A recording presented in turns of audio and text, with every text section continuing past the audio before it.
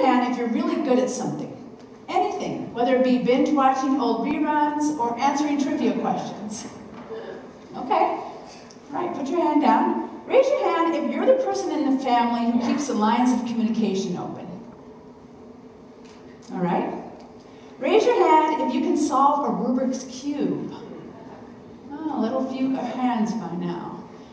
Raise your hand if you can do the yoga tree pose and hold it. Okay? Raise your hand if you make mean chocolate chip cookies. All right. Can't wait to come over.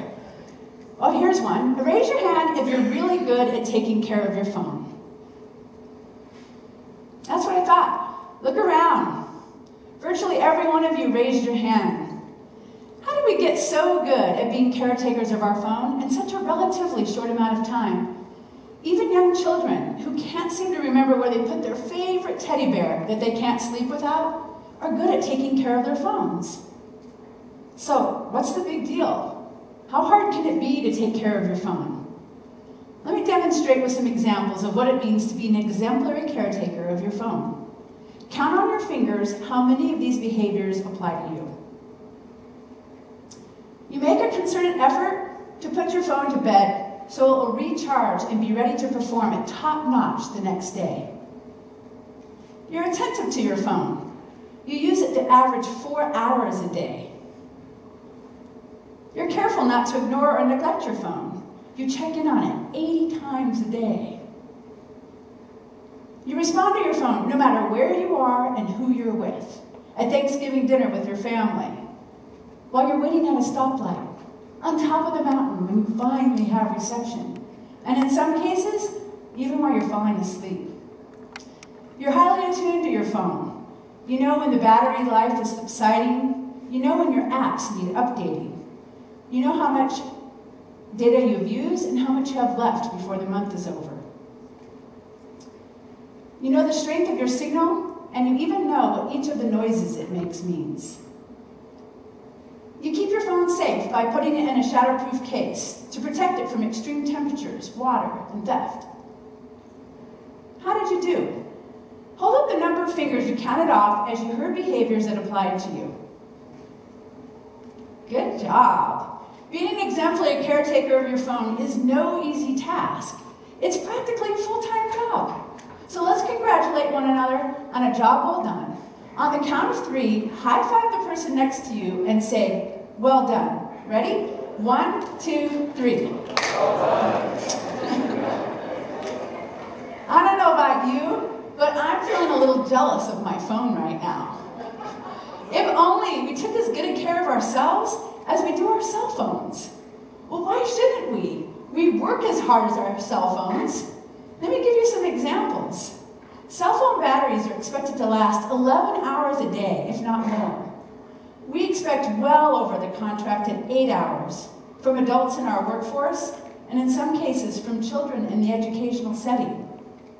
We expect high-speed efficiency all day from our phone. We expect the same level of efficiency and productivity from adults in the workforce and day in and day out, all day long. Another demand we put on our cell phone is for it to work anywhere at any time. Remember that Verizon Testman launch commercial? Can you hear me now? Touting that Verizon Wireless never stops working for you? Well, this has become the new norm in the workforce, with technology blurring the lines between work and home. Did you know that 52% of Americans say they check their email before and after work, even when they're taking a sick day? So if we are working as hard as our phones, why aren't we taking as good a care of ourselves? Imagine if we did. We'd get the recommended 8 hours of sleep it takes to sufficiently recharge our bodies and minds.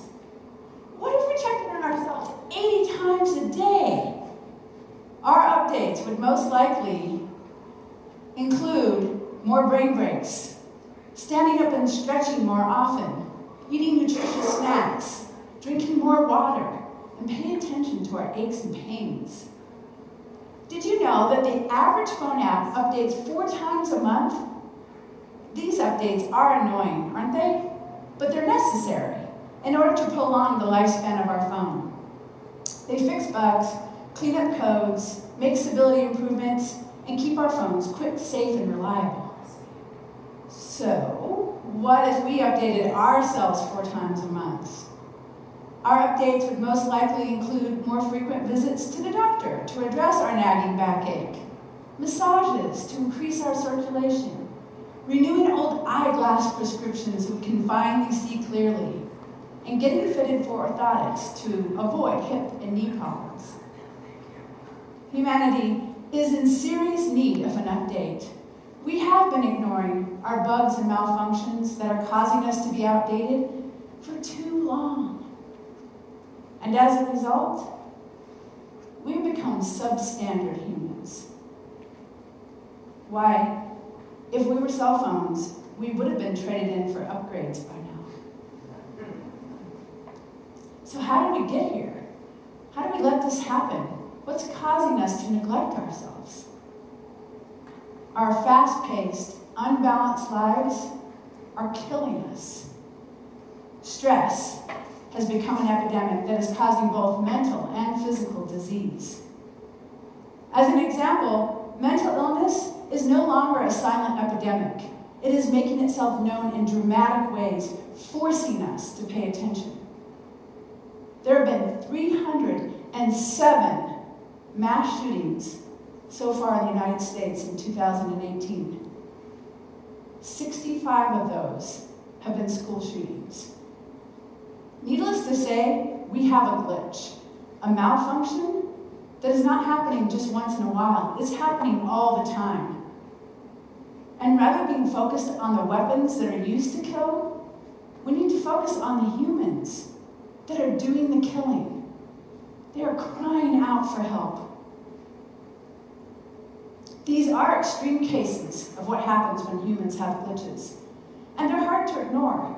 And in some cases, they are hard to relate to. However, there are subtle, everyday occurrences happening in our own homes to people we love. My husband and I, unknowingly, put our daughter on the fast-paced conveyor belt of success at a very young age. We made sure to put her in just the right preschool that would prepare her for kindergarten. We quizzed her on her numbers, the alphabet, her address and phone number on the way to kindergarten screening. She got into school at the age of 4. In that first year, we had to work with her on her fine motor skill development because her self-portrait looked like a blob, while her peers' pictures at least looked like heads with smiles. At the end of that year, we enrolled her in summer school to ensure that she'd catch up with her peers. God forbid, she wasn't like the rest of them. And then we took away her summer after first grade as well. We ignored her second grade teacher when she recommended, she might want to return back to first grade so she can developmentally catch up.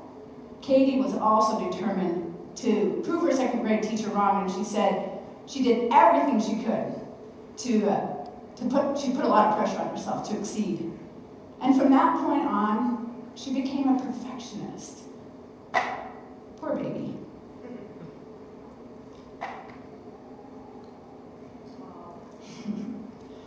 By the time she got to high school, she was overextending herself by taking every advanced placement class she could. In addition to playing volleyball, performing in the marching band, serving as an officer of numerous clubs, and volunteering in her free moments. She was doing everything she could to outperform her peers so that her college and scholarship applications would stand out. You see, her dream was to attend Columbia University and major in biomedical engineering. But that dream was shattered when she discovered she did not have a high enough SAT score to even enroll. So she settled, or at least she thought she was settling, for applying to ASU's Barrett Honor College.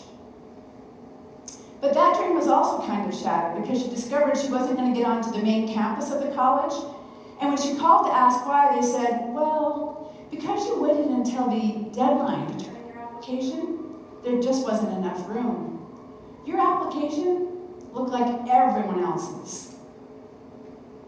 So her perfect grade point average, variety of activities, and volunteer work were not good enough. She'd been working hard since kindergarten to stay in that rat race, and in her eyes, it didn't pay off. She felt like a failure. And as a result, she fell into a depression. It was really hard to watch. She dropped out of her social circle. She lost weight. She stopped caring about her personal hygiene. And she could barely drag herself to school. She really needed an update. It was time. In college, the idea of college gave her that hope that she was going to be able to pick herself back up and jump onto that conveyor belt of success all over again. And so that's what she did. She ended up enrolling in ASU. She took 22 credits per semester, and she started working 30 hours at the president's office. She did everything she could to make sure she was going to be successful in life. Once again, she found herself shutting down. This time, she lost all motivation and drive. She asked if she could come home. She knew she needed an update. This time, our conversations did not center around what she was going to do with her life. Our conversations centered around what made her happy. She came to realize that being successful is not achieved through a prestigious, high-paying job. Being successful is achieved by doing what brings you joy and fulfillment. I have such admiration for my daughter because she had the courage to reject society's definition of success and take her own updated version. So in her senior year of college, she ventured to Europe on her own to discover the world and herself. That year was just what she needed. She picked herself back up. She cleaned up those old codes, fixed those bugs, and came back. And she entered into one of the lowest paying professions in the United States. She became a teacher. Because she values human connection. Because she realizes that's what brings her joy and happiness. But unfortunately, not all stories end this way. Many people get overwhelmed by their stressful lives and are unable to find a way to update themselves. This stress takes a toll not only on their mental health, but their physical health as well. 43% of all adults experience adverse health effects from stress. Stress can play a part in problems such as headaches, high blood pressure, heart problems, diabetes, skin conditions, asthma, arthritis, depression, and anxiety. The story that illustrates this is my sister's story. She worked for a dental company, and she was their top salesman for 2 years in a row. And she earned a bonus that far exceeded my salary. Remember, I'm in education. But despite her success, her company constantly put pressure on her to do more. She was expected to answer emails and phone calls day and night. She was expected to travel frequently, lug her own equipment, and work while she was on vacation. And after years of working under these conditions, she started having health problems. No surprise, right? When she finally went to the doctor, she discovered that she was having heart failure and she would need to have a stent. The doctor said stress was most likely the cause and she would need to manage it. Soon after her heart procedure, she had a hysterectomy as a result of hormonal imbalance. Again, no surprise. Her company put pressure on her to come back before she was physically ready, and then fired her, despite that she was the #1 salesman that year in their company for making a clerical error on an order. They wiped her out of their systems and their minds as quickly as they could, because she was no longer a human doing, selling a certain quota of equipment. She was no longer of use to them. Since then, she's had her gallbladder removed, she's lost a lot of her hair, and she experiences a lot of depression. This is not an uncommon story. Every day we hear about people whose health fell as a result of stress, and then they're let go because they're no longer useful. They're traded in for an upgrade, a newer, shinier version who will work until they drop. It's common knowledge that stress is causing our systems to fail, yet we're doing nothing about it. Other causes of physical and mental disease have been addressed by our society, like smoking. Once doctors discovered the harmful effects of smoking and secondhand smoke, we banned it from public places. We made commercials educating our public about its harmful effects until it was almost eradicated as a common habit. So our children are growing up thinking it's normal to lead a stressful life. You see, they're like sponges taking in everything they see around them. And so they have no other frame of reference because they're not watching us take care of ourselves. They're watching us neglect our human needs. It is up to us to show our children how to be the best human beings we can be. We need to update our humanity the way we have updated our technology.